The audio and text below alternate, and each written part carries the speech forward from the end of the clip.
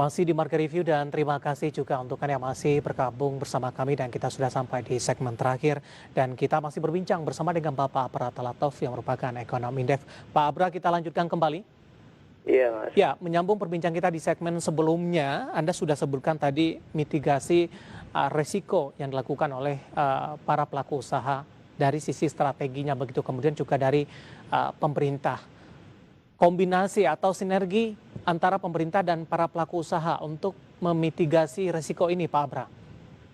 Iya, saya pikir bentuk sinergi yang harus digencarkan oleh pemerintah dan dunia usaha dalam jangka pendek adalah bagaimana bisa solid dalam membantu menekan penyebaran COVID dengan peranannya masing-masing. Dunia usaha juga punya peranan yang besar bagaimana bisa memitigasi penyebaran COVID di klasternya masing-masing. Karena kan di saat kita berharap sektor real misalnya industri itu mulai bergeliat, tetapi kan ada case by case ya temuan klaster COVID di pabrik atau di industri itu juga kan pasti akan memperlambat proses pemulihan di sektor real. Nah dari sisi pemerintah upaya untuk mempercepat realisasi anggaran pemulihan ekonomi nasional atau PEN itu juga harus dimaksimalkan lagi karena hingga 16 September kemarin, realisasi PEN itu baru 36,6%.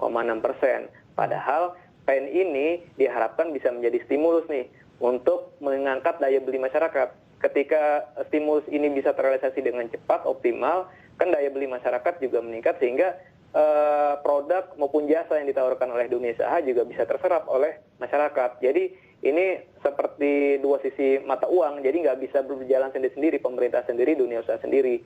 Nah, mungkin dalam jangka pendek ini bagaimana pemerintah dan dunia usaha bisa bersinergi nih untuk mempercepat realisasi PEN dan melihat atau mengidentifikasi kira-kira program-program mana yang memang mengalami banyak hambatan atau kira-kira tidak bisa terrealisasi itu bisa dilakukan realokasi ke isu lain. Beberapa waktu lalu pemerintah sudah melakukan realokasi. Pak Abra, bagaimana Anda melihat langkah yang ditempuh oleh pemerintah ini?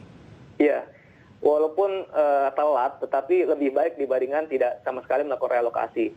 Salah satu yang menjadi isu ya karena penyerapannya rendah adalah insentif usaha dan juga untuk UMKM. Karena kan kalau bicara adanya pandemi, UMKM diberikan subsidi bunga ya oleh pemerintah itu kan mereka juga sebetulnya tidak begitu membutuhkan dalam tanda kutip karena demand-nya masih rendah. Gitu. Jadi yang harus diprioritaskan saat ini adalah bagaimana realokasi stimulus itu untuk meningkatkan daya beli masyarakat baik untuk rumah tangga maupun para pekerja yang kemarin sudah diberikan subsidi gaji, tetapi harus lebih dimasifkan lagi. Jadi dunia usaha yang merasa mulai tertekan ya untuk operasional untuk pembayaran gaji, saya pikir juga perlu juga untuk memberikan atau memberikan data-data pekerjanya ya yang sudah terdaftar di BPJS Ketenagakerjaan sehingga bisa mendapatkan bantuan juga dari pemerintah. Dan satu sisi dananya terserap, sisi lain konsumsi masyarakat juga bisa terjaga. Dan kita harapkan dunia usaha untuk tidak sebisa mungkin tidak melakukan PHK kepada karyawan. Karena dari prediksi pemerintah sendiri di tahun 2020 ini, itu potensi peningkatan pengangguran 4-5,5 juta orang. Nah ini juga sangat berdampak ketika jumlah pengangguran bertambah, konsumsi masyarakat juga pasti akan drop di tahun depan. Jadi kita harapkan dunia usaha juga sebisa mungkin menjaga agar karyawannya tetap dipertahankan.